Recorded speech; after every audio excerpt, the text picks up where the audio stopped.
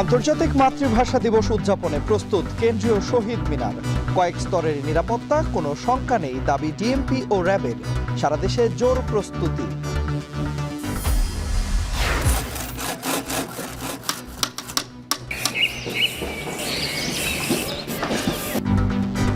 কড়া নাড়ছে অমর একুশে বইমেলা। সোহরাওয়ার্দী উদ্যানে শেষ সময়ের ব্যস্ততা, রোজায় পাঠক সমাগম নিয়ে অনিশ্চয়তা।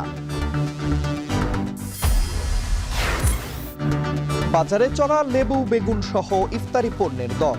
ঝাঁঝ বেড়েছে কাঁচা মরিচের, বাড়তি আমিষ আর ফলের দরও। তদারকির দাবি ক্রেতাদের। আগামী বাজেট হবে জনমুখী, কাউকে খুশি করতে নয়। চট্টগ্রামে অর্থমন্ত্রী। রপ্তানি বাড়িয়ে চ্যালেঞ্জ মোকাবেলার অঙ্গীকার বাণিজ্যমন্ত্রী। এবং সংকটে দেশের অভিবাসন খাত। বছরে দেশে ফিরছেন 1 লাখের বেশি প্রবাসী কর্মী। নজরদারি ও জবাবদিহিতা বাড়ানোর তাগিদ।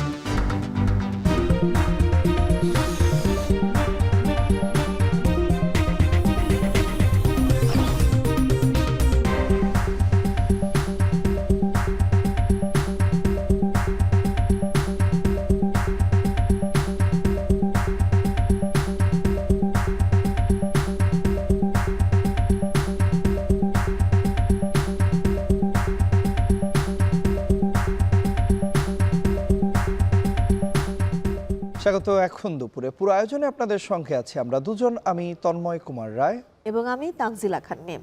আন্তর্জাতিক মাতৃভাষা ও শহীদ দিবস উদযাপনে প্রস্তুত কেন্দ্রীয় শহীদ মিনার।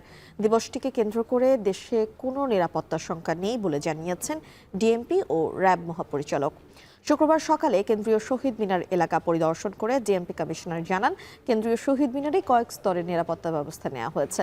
নিরাপত্তা নিশ্চিতে 15,000 পুলিশ সদস্য নিয়োজিত থাকবে বলেও জানান তিনি। এছাড়াও শহীদ মিনার ও এর আশেপাশের এলাকায় 300-র বেশি র্যাব সদস্য নিয়োজিত থাকবে বলে জানিয়েছেন র্যাবের মহাপরিচালক। বিস্তারিত জানাবেন সাজিদ আরাফাত। রংতুলির আলপনায় 21-এর চেতনা, পিচ ঢালাই পথই এক টুকরো ক্যানভাস। রঙের ছোঁয়ায় ফুটে উঠছে অমর 21-এর আবহ। আলপনা রঙে শহীদদের আত্মদানকে ধারণ ও মাতৃভাষাকে অর্জনের গৌরব তুলে ধরতেই এই প্রচেষ্টা শিক্ষক শিক্ষার্থীদের। সকল কাজের জন্য গ্রুপ ভাগ করে নেওয়া হয়েছে, সেই গ্রুপ অনুসারে কাজ করতেছি আমরা। তো কোনো কাজে কোনো অসুবিধা হচ্ছে না আমাদের। সবাই মিলে কাজ করে ভালোও লাগছে, নতুন অভিজ্ঞতাও হচ্ছে আর একটা গর্বেরও ব্যাপার। একমাত্র জাতি আমরা যারা কিনা ভাষা, নিজেদের অধিকার সেটা আমরা ছিনিয়ে নিয়েছি। বেদির আলপনাগুলো 9টা বড় বড় আলপনার কাজ হয়ে গেছে। কালকে সারাদিন আমরা রাত পর্যন্ত আমরা করেছি। আজকে এই যে রাস্তার কাজ শুরু হয়েছে, তারপরে যে মনীষীদের যে বাণীগুলো উঠে যাবে দেয়ালের উপরে। ভাষা আন্দোলনের রক্তঝরা দিন 21শে ফেব্রুয়ারিতে ভাষা শহীদদের প্রতি শ্রদ্ধা নিবেদনের জন্য প্রস্তুত কেন্দ্রীয় শহীদ মিনার ও এর আশপাশের এলাকা। শহীদ বেদি, ধোয়া মোছা আর সাজসজ্জায় ব্যস্ত সময় পার করছেন পরিচ্ছন্ন কর্মীরা। এদিকে দিবসটি নির্বিঘ্নে পালন করতে সকালে কেন্দ্রীয় শহীদ মিনার এলাকা পরিদর্শন করেন ডিএমপি কমিশনার ও র্যাবের মহাপরিচালক। এ সময় ডিএমপি কমিশনার বলেন, কেন্দ্রীয় শহীদ মিনার এলাকায় নেওয়া হয়েছে কয়েক স্তরের নিরাপত্তা ব্যবস্থা। পুলিশের পাশাপাশি অন্যান্য আইন শৃঙ্খলা বাহিনীর সাথে মোতায়েন থাকবে পর্যাপ্ত সংখ্যক স্বেচ্ছাসেবক। সর্বসাধারণের নিকট আমাদের বিনীত অনুরোধ, যথাযথ শৃঙ্খলা ও শহীদ মিনারের পবিত্রতা বজায় রেখে আপনারা মহান ভাষা শহীদদের প্রতি শ্রদ্ধা নিবেদন করবেন। অমর 21-এর অনুষ্ঠানেও কোনো নিরাপত্তা শঙ্কা নেই। তথাপি আমাদের নিয়মিত মোতায়েনের পাশাপাশি সোয়াট, dog squad, bomb disposal team, crime scene unit সার্বক্ষণিক প্রস্তুত থাকবে। পুলিশের পাশাপাশি শহীদ মিনার এলাকায় নিরাপত্তা জোরদারে টহল দেয় র্যাবের ডগ স্কোয়াড টিম। র্যাব মহাপরিচালক বলেন, নিরাপত্তাজনিত কোনো হুমকি নেই। শহীদ মিনার এলাকার নিরাপত্তা নিশ্চিতে র্যাবের বোম ডিসপোজাল ইউনিট সহ 3 শতাধিক র্যাব সদস্য নিয়োজিত থাকবে। যে পরিমাণ নিরাপত্তা ব্যবস্থা আমরা গ্রহণ করেছি, তা আমরা নিরাপত্তার সাথে নিরাপদে এই অনুষ্ঠানটি সম্পন্ন করতে পারবো। এবং পাশাপাশি আমরা সারা দেশব্যাপী, আপনারা জানেন যে ভাষা শহীদদের প্রতি গভীর শ্রদ্ধা নিবেদন করা হয়, তা আমরা সারা দেশেই আমরা পর্যাপ্ত নিরাপত্তা ব্যবস্থা গ্রহণ করেছি। 21শে ফেব্রুয়ারির প্রথম প্রহর রাত 12টা 1 মিনিটে রাষ্ট্রপতি ও প্রধানমন্ত্রীর শ্রদ্ধা নিবেদন শেষে শহীদ মিনার প্রাঙ্গণ খুলে দেয়া হবে সর্বসাধারণের জন্য। সাজিদ আরাফাত, এখন, ঢাকা। এদিকে ভাষার জন্য জীবন দেয়া অমর শহীদদের স্মরণে প্রস্তুত সারা দেশ। নতুন সাজে সেজেছে সারা দেশের শহীদ মিনার। জোরদার করা হয়েছে নিরাপত্তা ব্যবস্থা। নানা কর্মসূচির মধ্য দিয়ে ২১-এর চেতনাকে ধারণ করতে প্রস্তুতি নিচ্ছে জেলা ও উপজেলা প্রশাসন। শহীদদের প্রতি শ্রদ্ধা জানাতে ২১-এর প্রথম প্রহরে পুষ্পস্তবক অর্পণ সহ দিনব্যাপী নানা আয়োজনে মুখর থাকবে দেশ। বিস্তারিত দেখুন প্রতিবেদনে।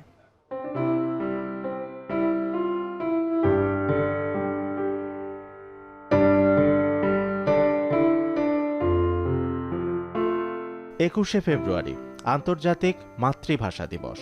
শোকে বিহ্বল ও গৌরবে দীপ্ত এই দিনেই মানব ইতিহাসে প্রথমবার মায়ের ভাষার অধিকার রক্ষায় রাজপথে রক্ত দিয়েছিল মানুষ। দিবসটি যথাযোগ্য মর্যাদায় উদযাপনে প্রস্তুত ময়মনসিংহ টাউন হল কেন্দ্রীয় শহীদ মিনার। বর্ণিল রঙে সজ্জিত শহীদ মিনার প্রাঙ্গণ, দেয়ালে দেয়ালে শোভা পাচ্ছে ভাষা আন্দোলন নিয়ে কবিদের কবিতার পংক্তি। পর্যাপ্ত আলোকসজ্জা, সিসিটিভি ক্যামেরা সহ নেওয়া হয়েছে কয়েক স্তরের নিরাপত্তা। ২১-এর প্রথম প্রহরে রাত ১২টা ১ পুষ্পস্তবক অর্পণের মধ্য দিয়ে শুরু হবে আন্তর্জাতিক মাতৃভাষা দিবসের কর্মসূচি। দিনব্যাপী শ্রদ্ধাঞ্জলি নিবেদন, জাতীয় পতাকা অর্ধনমিত রাখা, চিত্রাঙ্কন প্রতিযোগিতা, কবিতা আবৃত্তি, সাংস্কৃতিক অনুষ্ঠান ও আলোচনা সভা সহ বিভিন্ন কর্মসূচি বাস্তবায়নের সিদ্ধান্ত নিয়েছে জেলা প্রশাসন। আন্তর্জাতিক মাতৃভাষা দিবস ও শহীদ দিবস উপলক্ষে চট্টগ্রাম কেন্দ্রীয় শহীদ মিনারেও চলছে শেষ মুহূর্তের প্রস্তুতি। শহীদ মিনার প্রাঙ্গণে ধোয়া মোছার কাজ শেষ পর্যায়ে, সাজানো হচ্ছে পুষ্পস্তবক অর্পণের স্থান। অপ্রীতিকর ঘটনা এড়াতে আইনশৃঙ্খলা বাহিনীর পক্ষ থেকে নেওয়া হয়েছে পর্যাপ্ত নিরাপত্তা ব্যবস্থা। ভাষা শহীদদের প্রতি শ্রদ্ধা জানাতে ও ২১-এর চেতনাকে লালন করতে ঠাকুরগাঁওয়ের সড়কে রং তুলিতে আঁকা হয়েছে দীর্ঘ আলপনা। জেলা শহীদ মিনার সংলগ্ন পূর্ব পাশের সড়কে সকাল থেকেই আলপনা আঁকায় অংশ নেন শিক্ষার্থীসহ বিভিন্ন শ্রেণী পেশার মানুষ। লাল, নীল, হলুদ ও সাদা রঙে আঁকা বর্ণিল আলপনায় ফুটে উঠেছে ভাষা আন্দোলনের ইতিহাস ও চেতনা। শ্রদ্ধা ও ভালোবাসায় ভাষা শহীদদের স্মরণের পাশাপাশি নিজের ভাষা ও সংস্কৃতিকে আরও বেশি করে আঁকড়ে ধরতে এই আয়োজন নতুন প্রজন্মকে উদ্বুদ্ধ করবে, এমনটাই প্রত্যাশা সচেতন নাগরিকদের। শামসুল আরেফিন, এখন। প্রকাশক ঐক্য ঈদের পর মেলা আয়োজনের দাবি জানালেও মন্ত্রণালয়ের সাথে সমঝোতায় ২৫ ফেব্রুয়ারি শুরু হচ্ছে ২১শে বইমেলা। এতে অংশ নিতে প্রকাশকদের স্টল বরাদ্দের ফি মওকুফ করেছে কর্তৃপক্ষ। তবে রোজার মধ্যে মেলা হওয়ায় বই বিক্রি কম হবে এমন দাবি করে ক্ষতির শঙ্কা জানিয়েছেন প্রকাশকরা। হোসেন জাহিদের প্রতিবেদন।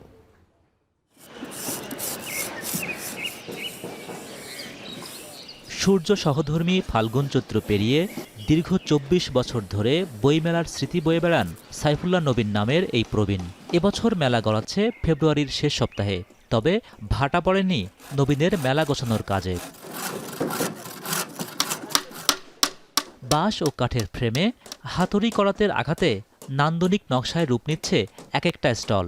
এসব ঘিরেই এখন বাংলা একাডেমি ও সোহরাওয়ার্দী উদ্যান জুড়ে কর্মব্যস্ততা। তবে টানাপোড়েন বাংলাবাজার বইয়ের মার্কেটে। একে তো রোজার মধ্যে মেলা, তার উপর তা গড়াবে মার্চের ১৫ তারিখ পর্যন্ত। মেলায় পাঠক সমাগম কেমন হবে তা নিয়ে চিন্তার ভাঁজ প্রকাশকদের চোখে মুখে। রোজা আসলে পাঠকরা রোজা যাবে না কেন, ধরেন সবাই রোজা রাখবে, ইফতারের জন্য বাসায় চলে যাবে। এই অল্প সময়ের মধ্যে বই প্রকাশ করা কঠিন। হয়তো যেগুলো পাইপলাইনে ছিল কিছু কিছু বই প্রকাশিত হবে, তারপরে অনেকেই সমস্যায় পড়বেন, তাহলে অর্থনীতি একটা বড় ব্যাপার। নবগঠিত মন্ত্রিসভার সংস্কৃতি মন্ত্রী নিতাই রায় চৌধুরীর আশ্বাসে অনিচ্ছা থাকলেও মেলায় অংশ নিচ্ছেন সব প্রকাশক। স্টল বরাদ্দে ফি দিতে না হলেও বই বিক্রির আগাম ভাটায় শঙ্কা আছে প্রকাশকদের। কোভিডের যে হামলা, তখন থেকে সৃজনশীল প্রকাশনাটা মহা ঝুঁকিতে, একেবারে ভয়ঙ্কর ঝুঁকিতে। সেই ঝুঁকি থেকে আমরা এখনো পুরো মোটেই মুক্ত হইতে পারিনি। এবং এবার নয়, ২৬, ২৭, ২৮ এই ৩ বছরেই রমজান থাকবে। তাহলে আমাদের এখন থেকেই আমরা এই ভাবনাটা এই আজকে থেকেই শুরু করতে হবে। এদিকে নির্বাচনের পরে ভিন্ন প্রেক্ষাপটে মেলা আয়োজনে তোড়জোড় আছে বাংলা একাডেমির। মেলা পরিচালনা কমিটির সদস্য সচিবের আশ্বাস, পাঠক বই কম কিনলেও সরকারি দপ্তরগুলো মেলা থেকেই বই সংগ্রহ করে কিছুটা ক্ষতি পুষিয়ে দেবে সরকার। স্টল ভাড়াটা 100% মওকুফ করে দেওয়া হয়েছে, তো সরকার সেই সিদ্ধান্ত দিয়েছেন। আর এর বাইরে ওদের ওই যে বই কেনার যে বিষয়গুলো আছে, তো সেটা নীতিগত সিদ্ধান্ত, সেটা মন্ত্রণালয়ে ওনারা আবেদন করবেন এবং মন্ত্রণালয়ের কালকে মাননীয় মন্ত্রী প্রতিমন্ত্রী দুইজনই বলে গেছেন যে এটা অবশ্যই প্রায়োরিটি বেসিসে ওনারা এটাকে কনসিডার করবেন। 25 ফেব্রুয়ারি শুরু হয়ে 15 মার্চ পর্যন্ত চলবে মেলা। শুরুর দিনেই সকাল 11টায় প্রধানমন্ত্রী তারেক রহমান মেলার উদ্বোধন করবেন। এখন পর্যন্ত এটাই চূড়ান্ত।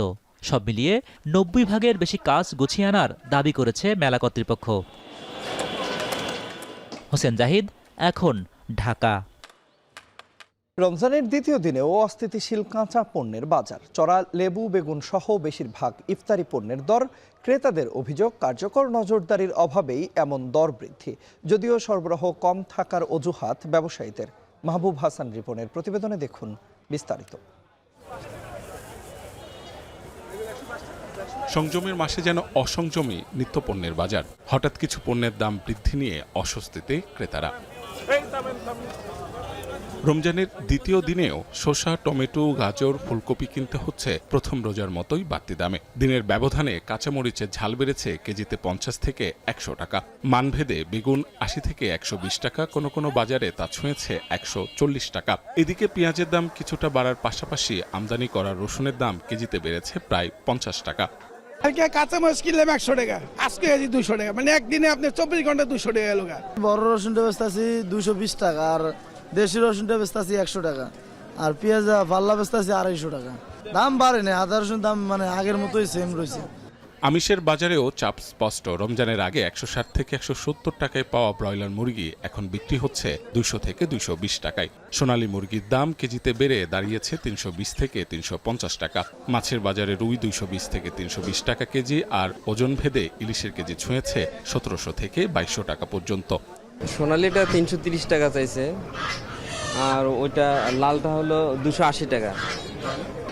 মহাখালী বাজারে মাছের দাম, সকল প্রকার মাছের দাম, সবজির দাম, সবকিছুর দামই বৃদ্ধি। বর্তমান সরকার জোরকালে এটা। ফলের বাজারেও টের পাওয়া যাচ্ছে রমজানের আঁচ। 260 টাকার মালটা বিক্রি হচ্ছে 310 থেকে 340 টাকায়। 300 টাকার আপেল 330 থেকে 400 টাকা। দেশি ফলের মধ্যে কলার দাম ডজনে বেড়েছে 30 থেকে 60 টাকা। আর খেজুরের বাজার 400 টাকা কেজি থেকে শুরু হয়ে মানভেদে উঠেছে 700 থেকে 1400 টাকা পর্যন্ত। দাম হচ্ছে মালটার কেজি হচ্ছে আপনার 340 টাকা, আর খেজুরের দাম তো অনেক বেশি, মানে সব কিছু মিলে অনেক বেশি। 6000 টাকা নিয়ে আসছি, সব শেষ, মানে বাজার রিক্সা আছে, মনে হয় যে 1-2 হাজার টাকার বাজার করছি এরকমই। আমি বেশি দামে কাঁচামাল দেখেন, আজকে একদম বিঘে, কালকে একদম বিঘে, মানে এটা যত আমদানি হবে তত দাম স্থিতিশীল থাকবে। আমদানি কম হবে, দাম 1 টাকাটা 2 টাকা হবে।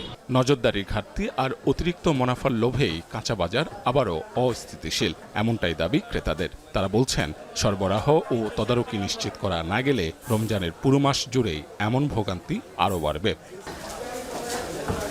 মাহবুব হাসান রিপন, এখন, ঢাকা। এদিকে রাজধানীর বাইরেও চড়া ইফতারি পণ্যের দর। অনেক জায়গায় নেই পর্যাপ্ত সরবরাহ, আবার কোথাও সরবরাহ থাকলেও চড়া দাম। এ নিয়ে রমজানের শুরুতেই অস্বস্তিতে ক্রেতারা। সহকর্মীদের পাঠানো তথ্য ছবিতে বিস্তারিত প্রতিবেদনে। রোজার প্রথম শুক্রবারে চট্টগ্রামের কাঁচা বাজারে ক্রেতাদের ভিড় থাকলেও অস্বস্তি ছিল বাড়তি দাম নিয়ে। এখনও চড়া লেবুর দাম, কাঁচামরিচ, বেগুন ও টমেটোর দামও কেজিতে বেড়েছে প্রায় 20 থেকে 50 টাকা পর্যন্ত। বাড়তি মাংসের দামও। তবে স্থিতিশীল সব ধরনের মাছের দাম। ক্রেতারা বলছেন, রোজার বাড়তি চাহিদার সুযোগ নিয়ে দাম বাড়িয়েছেন বিক্রেতারা। যদিও বিক্রেতাদের দাবি, চাহিদা অনুযায়ী পর্যাপ্ত সরবরাহ না থাকায় পাইকারি পর্যায়ে দাম বেড়েছে। বাইগন আগে 50 টাকা 40 টাকা আছে, এখন 60 টাকা 70 টাকা হয়ে গেছে। পাইকারি তো ওইখানে দাম বেশি, রেজ বাজার মেন দাম বেশি। আপনার এখানে তো বা মোটামুটি আমরা নাহলে 5-10 টাকা এতটুকু লাভ করতে পারি, তাতে তার বেশি লাভ করতে পারি না। রমজানের শুরুতে রাজশাহীতেও সপ্তাহের ব্যবধানে বেগুন, পেঁয়াজ, শসা, কাঁচামরিচের দাম বেড়েছে 40 থেকে 70 টাকা। এজন্য সিন্ডিকেটকেই দুষছেন ক্রেতারা। বাজার তদারকি করে দরের লাগাম টেনে ধরার দাবি তাদের। নিম্ন আয়ের মানুষের বাজারে আসলে খুব কষ্টসাধ্য হয়ে যাচ্ছে বাজার করতে। আমদানি একটু কম আসছে বলে দাম বাড়ছে, আমদানি হলে আবার দাম কমে যাবে। সরবরাহ ঠিকই আছে, বাট সিন্ডিকেটের কারণে জিনিসপত্রের দামটা একটু বেশি হচ্ছে। বরিশালের বাজারেও বাড়তি মাছ, মাংস ও সবজির দাম। পেঁয়াজ, আদা, রসুন, বেগুন, শসা, লেবু সহ সব ধরনের শাকের দাম বেড়েছে প্রায় 20 থেকে 40 টাকা। এছাড়া মাংসের দাম বেড়েছে কেজিতে 50 থেকে 100 টাকা পর্যন্ত।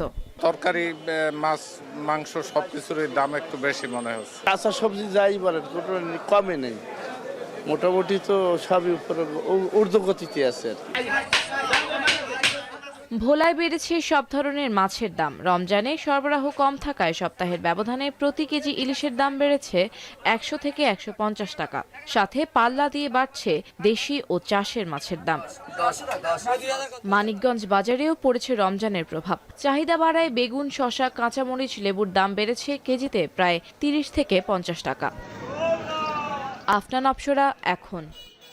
অর্থ ও পরিকল্পনা মন্ত্রী আমির খসরু মাহমুদ চৌধুরী বলেছেন, জনগণ যেন সুবিধা পায়, উপকারভোগী হয়, সেভাবেই আগামীর বাজেট প্রণয়ন হবে। কোনো পৃষ্ঠপোষকতা কিংবা কাউকে খুশি করার বাজেট আগামীতে আর হবে না বলেও জানান তিনি। মন্ত্রী হিসেবে দায়িত্ব গ্রহণের পর প্রথমবার নিজ নির্বাচনী এলাকা চট্টগ্রামে গিয়ে এ কথা বলেছেন তিনি। সকল জনগণের কাছে পৌঁছতে হবে, এটাই হবে টার্গেট। কোনো পৃষ্ঠপোষকতার রাজনীতি আর চলবে না। কোনো সুযোগ সুবিধা দানকারী যারা এতদিন সুযোগ নিয়ে বাকি জনগণকে বঞ্চিত করছে, সেটা আমরা করতে চাই না।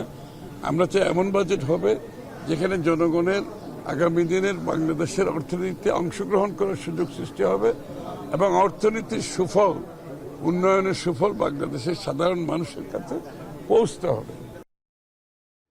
রপ্তানি বৃদ্ধির মাধ্যমে দেশের বাণিজ্য চ্যালেঞ্জ মোকাবেলায় সরকার কাজ করবে। সকালে সিলেটের সাংবাদিকদের সাথে আলাপকালে একথা বলেন বাণিজ্য ও শিল্পমন্ত্রী খন্দকার আব্দুল মুক্তাদির। মন্ত্রী আরও বলেন, রপ্তানি খাতে উন্নয়নের মাধ্যমে প্রবৃদ্ধি অর্জন করাই সরকারের মূল চ্যালেঞ্জ। জানান, রমজান মাস সহ সারা বছর খাদ্যপণ্যের দাম নিয়ন্ত্রণ ও বাজারের পরিস্থিতি স্থিতিশীল রাখতে ধারাবাহিকভাবে কাজ করবে সরকার। এছাড়াও নতুন কর্মসংস্থান সৃষ্টি, এআই সেন্টার চালু, শিল্প কারখানা তৈরিতে সরকার কাজ করবে বলে জানান তিনি। এদিকে সিলেটের উন্নয়নে ইশতেহারের প্রতিটি পরিকল্পনা আগামী 5 বছরে অক্ষরে অক্ষরে বাস্তবায়ন করা হবে বলেও মন্তব্য করেন বাণিজ্য মন্ত্রী।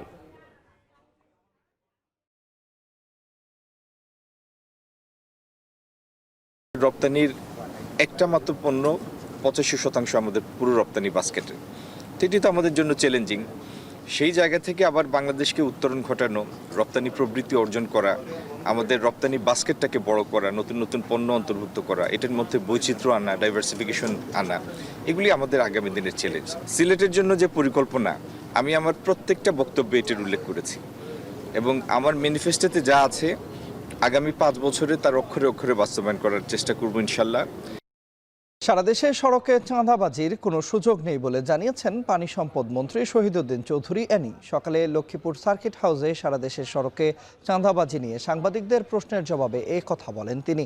3 দিনের সফরে সকালে সার্কিট হাউস জেলা প্রশাসন ও পানি উন্নয়ন বোর্ডের কর্মকর্তাদের সঙ্গে সাক্ষাৎ ও মতবিনিময় সভা করেন তিনি।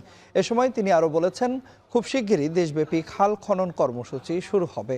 180 দিনের মধ্যে সর্বোচ্চ অগ্রগতি অর্জনের আশা প্রকাশ করেছেন পানি সম্পদ মন্ত্রী।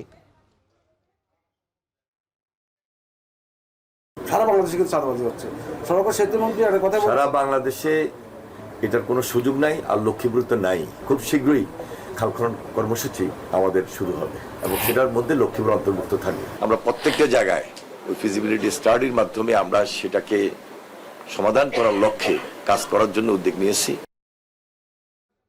ভূমি মন্ত্রণালয়ের সকল অনিয়ম ও দুর্নীতির বিরুদ্ধে ব্যবস্থা নিয়ে জনগণের ভাগ্য উন্নয়নে কাজ করা হবে বলে জানিয়েছেন ভূমিমন্ত্রী মিজানুর রহমান মিনু। সকালে রাজশাহীর সার্কিট হাউসে বিভাগীয় কর্মকর্তাদের সাথে মতবিনিময় সভায় গণমাধ্যম কর্মীদের সাথে একথা বলেন তিনি। এ সময় তিনি আরও বলেন, মন্ত্রণালয় নিয়ে কিছু স্বপ্ন রয়েছে, কোনো ধরনের অন্যায় দুর্নীতি প্রশ্নই আসে না। অনিয়ম দুর্নীতির কোনো প্রশ্নই আসে না। আমরা শহীদ প্রেসিডেন্টকে দেখে চলি, তিনি যেমন সততার জন্য সারা বিশ্বে তিনি যেমন সুনামের অর্জন করেছেন, আমরা চেষ্টা করছি সেই পথে। এটা আমাদের সবাইকে জনগণের ভাগ্যের পরিবর্তন করার জন্য, কাজ করার জন্য এবং জনগণের পাশে থাকার জন্য।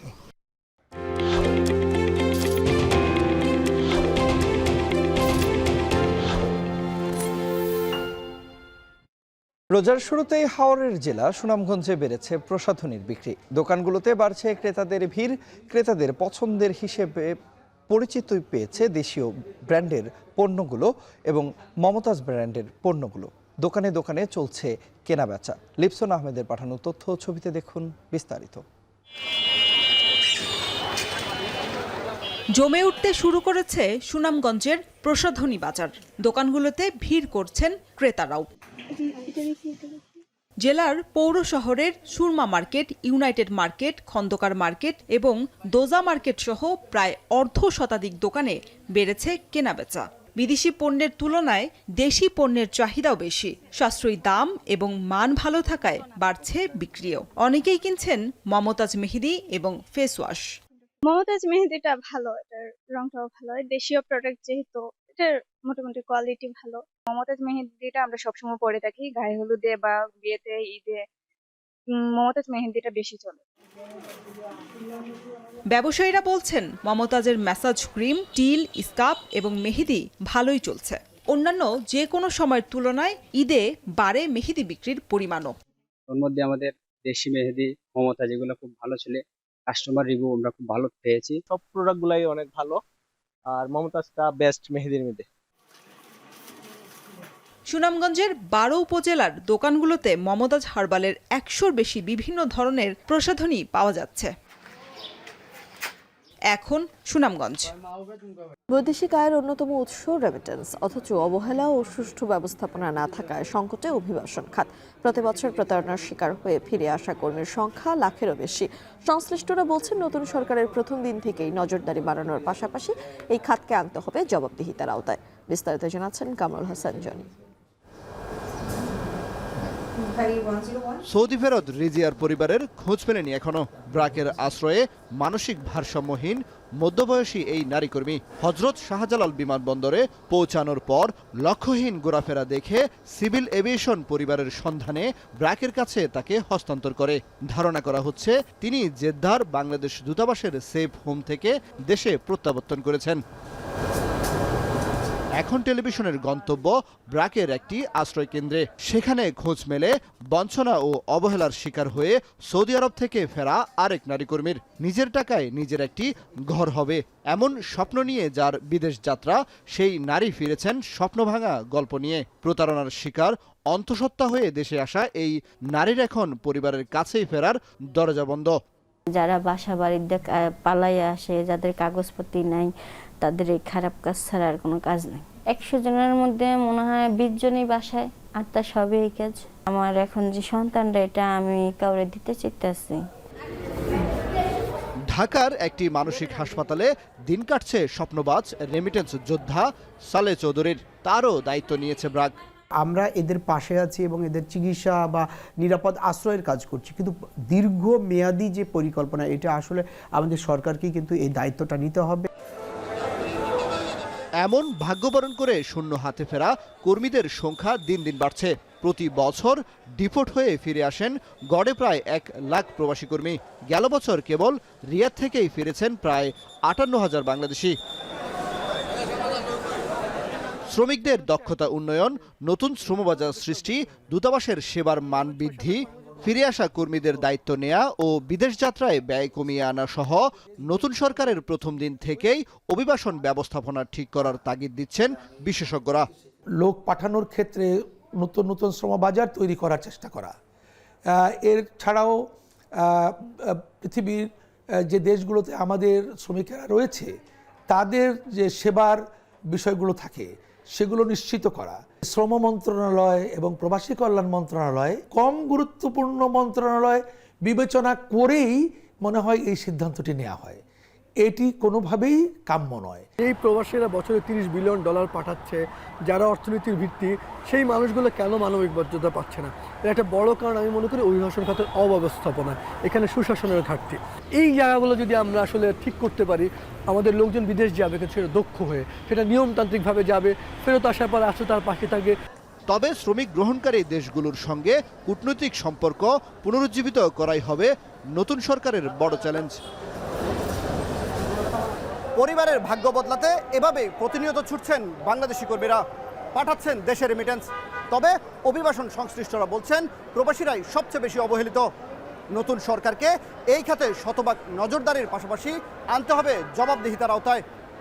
কামরুল হাসান জনি, এখন, ঢাকা।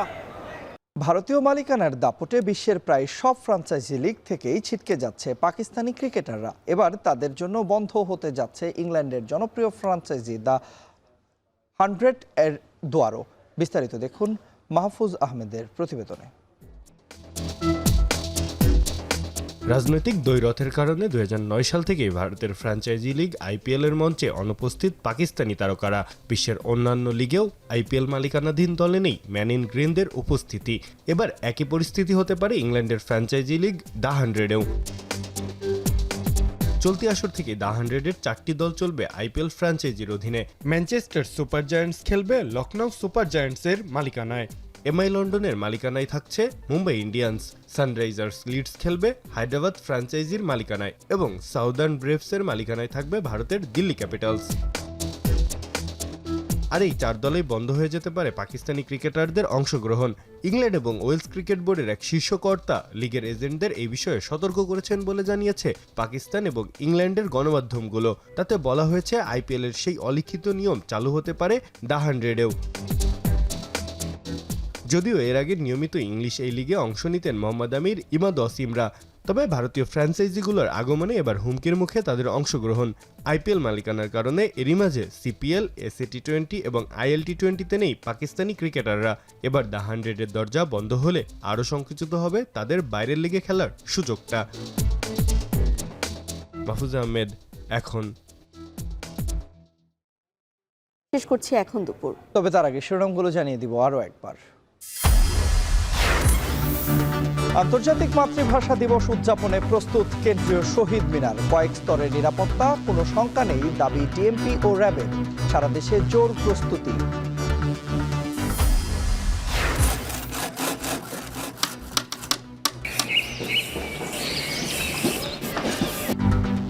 কড়া নাড়ছে অমর 21শে বইমেলা। সোহরাওয়ার্দী উদ্যানে শেষ সময়ের ব্যস্ততা, রোজায় পাঠক সমাগম নিয়ে অনিশ্চয়তা।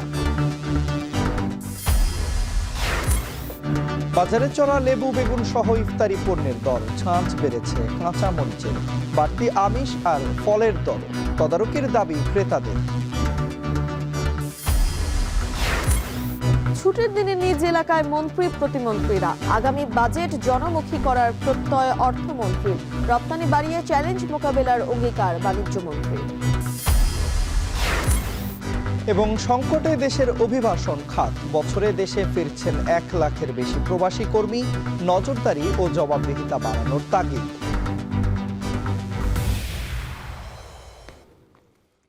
এই ছিল এখন দুপুরে। এখন টেলিভিশন ওয়েবসাইটে দেখতে ভিজিট করুন এখন.tv।